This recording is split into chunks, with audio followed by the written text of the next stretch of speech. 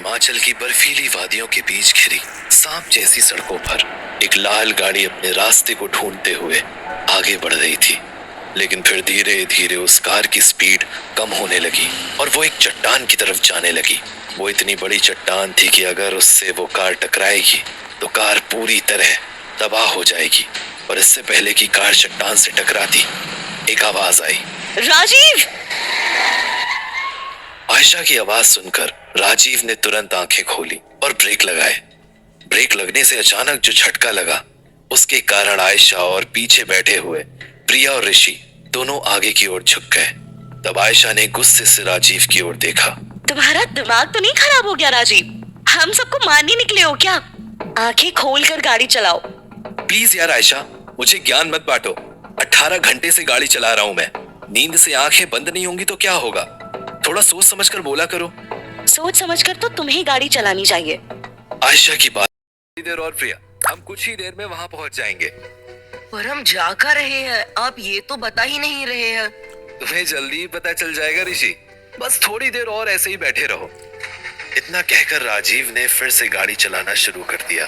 धीरे धीरे करके गाड़ी आगे बढ़ रही थी और उसके साथ ही सूरज भी ढल रहा था और वादियों की ठंडी हवा भी बढ़ रही थी। कार में राजीव के अलावा सबको ठंड लग रही थी और कोई भी कुछ बोलने को तैयार नहीं था। वहीं राजीव बस रोड पर फोकस था, लेकिन वो थोड़ा कंफ्यूज्ड भी था।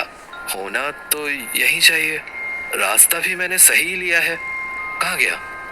जब तुम्हें रास्ता नहीं पता था तो यहाँ लेकर क्यों आए हो हमें? पता नहीं और कितनी देर इस ठंड में रात गुजारनी पड़ेगी। राजीव को गुस्सा आ रहा था। उसने कुछ नहीं कहा और गाड़ी की स्पीड बढ़ा ली और फाइनली कुछ ही देर में उसने गाड़ी को एक घर के सामने रोका। गाड़ी रुकते ही आयशा और उसके दो बच्चे प्रिया और ऋषि गाड़ी से बाहर निकलते हैं। उस घर की सारी लाइट्स बंद थी, पेंट उखड़ा हुआ था और विंडोज में कांच भी नहीं थे। ऐसा लग रहा था जैसे वो बहुत सालों से बंद है। डैड, ये प्लेस तो बहुत ही हॉन्टेड लग रही है। आप श्योर तो है ना हम सही जगह आए हैं? हाँ प्रिया बेटा, बिल्कुल सही लोकेशन है। तुम अपनी माँ के साथ अंदर जाओ, मैं लगेज लेकर आता हूँ। राजीव की बात सुनकर आयशा, प्रिया और ऋषि अंदर चले गए। अंदर फर्नीचर अपनी जगह पर रखा था, लेकिन वो भी घर की तरह ही पुराना था। तब ऋषि ने बिना किसी इंतजार के टीवी ऑन कर ली और अलग अलग चैनल्स स्विच करने लगा। ओके। प्रिया ने उसे देखा और वो भी उससे लड़ने लगी। उन दोनों की लड़ाई खत्म करने की आयशा की इच्छा नहीं थी, इसलिए वो घर के अंदर चली गई और उसे एक्सप्लोर करने लगी। लेकिन अगले ही पल वो गुस्से से बाहर आई और तब उसने देखा कि राजीव हाथ में लगेज लेकर आ गया था। राजीव, क्या है ये जगह? विंडो के कांच टूटे हैं, थोड़ी हवा अंदर आ रही है, हीटर काम नहीं कर रहा, किचन में गर्म पानी नहीं है, गीजर भी चालू नहीं है। ये तो किसी जेल से भी खराब जगह है। राजीव को आयशा की बातें आज बहुत ही ज्यादा कड़वी लग रही थी, लेकिन वो उससे कुछ कह नहीं पा रहा था। वो जब इस सफर पर अपने परिवार को लेकर निकला था तो शायद उसने सबसे बड़ी भूल कर दी थी, क्योंकि वो पूरे दिन से आयशा के सवालों से परेशान हो गया था। तब राजीव अपना गुस्सा बाहर निकालने को तैयार था, लेकिन इतनी ही देर में प्रिया ने एक न्यूज चैनल ऑन कर दिया था और उसकी आवाज बढ़ा दी थी। जी हाँ, बिल्कुल सही सुना आपने। देश में एक और फाइनेंशियल स्कैम।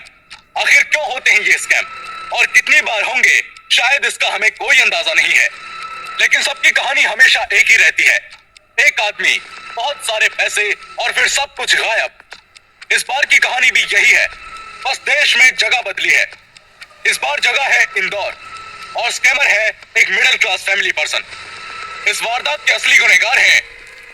लेकिन इसके पहले कि वो एंकर अपनी बात कंप्लीट करता, राजीव आगे बढ़ा और उसने तुरंत ही टीवी बंद कर दी। सब इस चीज को देखकर हैरान थे और तब आयशा ने देखा कि राजीव का माथा पसीने में भीग गया है। Priya, Rishi, it's time to go to bed. Dress change करो और नए कमरे में सो जाओ, अभी के अभी।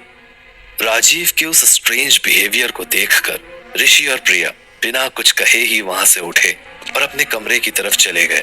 तब आयशा ने राजीव को गुस्से से देखा और बिना कुछ बोले वो भी अंदर चली गई। आयशा बहुत गुस्से में थी। उसने दरवाजे के सामने लगे आईने में खुद को देखा और सोचने लगी। आयशा वो दिन याद करने लगी जब वो पहली बार राजीव से कॉलेज के फेस्ट में मिली थी। राजीव का लंबा कद,